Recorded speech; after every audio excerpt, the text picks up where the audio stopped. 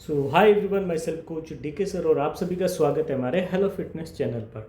अभी तक आपने हमारा चैनल सब्सक्राइब नहीं किया, प्लीज़ सब्सक्राइब करें। और पूरे साल हम लोग कॉम्प्लीमेंट्री गिफ्ट दे रहे हैं, तो कॉम्प्लीमेंट्री गिफ्ट के लिए आप हमारे कमेंट बॉक्स में डिस्क्रिप्शन में एक लिंक होगा जिस पर जाके क्लिक करें।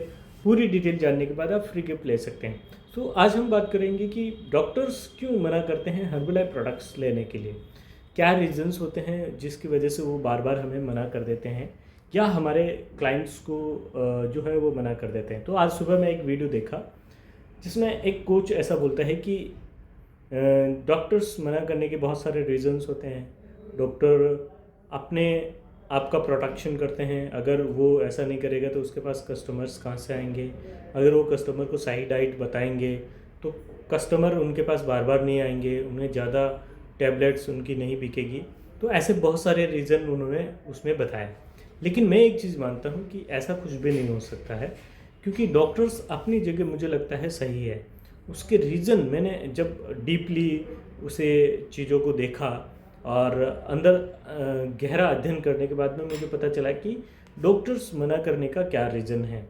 तो रीज़न मैंने जब देखा तो मुझे लगा कि हाँ, ये परफेक्ट है, क्योंकि कहीं ना कहीं हम भी ऐसा करते हैं। तो सबसे पहले हम समझते हैं कि डॉक्टर्स अपने क्लाइंट को पूरी सेफ्टी रखता है कि उसका क्लाइंट कहीं नहीं जाए, पहला। दूसरा, एज ए कोच हम भी हमारी सेफ्टी रखते हैं कि हमारा क्लाइंट कहीं पर नहीं जाए, वो सिर्फ हमसे प्रोडक्ट लें और सारी जो चीज़ें हैं वो हमसे लेता रहे और हमसे ही गाइडलाइंस लें। तो ऐसा होता है। तो बहुत सारी बार क्या होता है कि हर्बलाइफ कोचेस जितने भी हैं या डिस्ट्रीब्यूटर्स हैं, वो अपने क्लाइंट बनाने के लिए बार बार मार्केट में काम करते हैं, बहुत सारे लोगों से मिलते हैं, तो उनको कुछ क्लाइंट मिलते हैं। तो वो ऐसा सोचता है कि कुछ जो आया है वो हाथ से जाना नहीं चाहिए। तो जब क्लाइंट बोलता है कि मुझे पेट दर्द है तो बोलते हैं हर्बलाइफ ले लो। बोला मुझे सर दर्द हो रहा है, हर्बलाइफ ले लो। या मुझे बीपी है, हर्बलाइफ ले लो। शुगर है, हर्बलाइफ ले लो। ऐसा कोई भी दिक्कत वो बताता है तो कोच कोशिश करता है कि 100% वो मेरे से प्रोडक्ट ले ले और मेरा काम रेगुलर रहे। हर्बलाइफ प्रोडक्ट्स जो मैंने जहाँ तक देखा है कि वो एक बैलेंस न्यूट्रिशन है, खान पीन है हमारा, और एक संतुलन आहार है एक तरह का। अगर देखा जाए तो दो चीज़ें, मान लीजिए दोनों अंगुलियां हैं, दोनों में से ये है हमारा पुराना खाना और ये है न्यूट्रिशन। तो कहा जाता है कि पुराने ज़माने में जो खाना मिलता था, पौष्टिक खाना, वो आज नहीं मिल पाता है। तो दूसरी जगह हर्बलाइफ जो है वो बोलता है कि आप उस खाने में जो विटामिन एंड मिनरल्स की कमी होती जा रही है आपके खाने में, आप इस शेक से पूरा कर सकते हैं। जब हम न्यूट्रिशन लेते हैं, तो प्रोडक्ट्स लेते हैं, शेक पीते हैं, तो उनसे हमारा खान पीन ठीक होता है, उनसे हमारे न्यूट्रिशन बैलेंस होते हैं, उनसे हमारा जो है दैनिक दिनचर्या जो हमारे शरीर की होती है वो पूरी होती है। तो कहीं ना कहीं अगर देखा जाए तो दैनिक दिनचर्या अगर आपकी पूरी हो रही है तो आपकी बहुत सारी डिजीज़ वगैरह जो भी है वो क्योर हो सकती है। मैं यहाँ पे बोल रहा हूँ हो सकती है, अगर कोई विटामिन्स मिनरल्स की कमी की वजह से ऐसा कुछ होता है तो। लेकिन हम कोई डिजीज़ को क्लेम नहीं करते हैं। तो डॉक्टर्स अपनी जगह सही होते हैं, क्योंकि डिजीज़ होने के बाद में तो डॉक्टर की ज़रूरत पड़ेगी, लेकिन डिजीज़ से पहले जो चीज़ें हैं वो आपका खान पीन है, वो आपका न्यूट्रिशन है, वो आपका।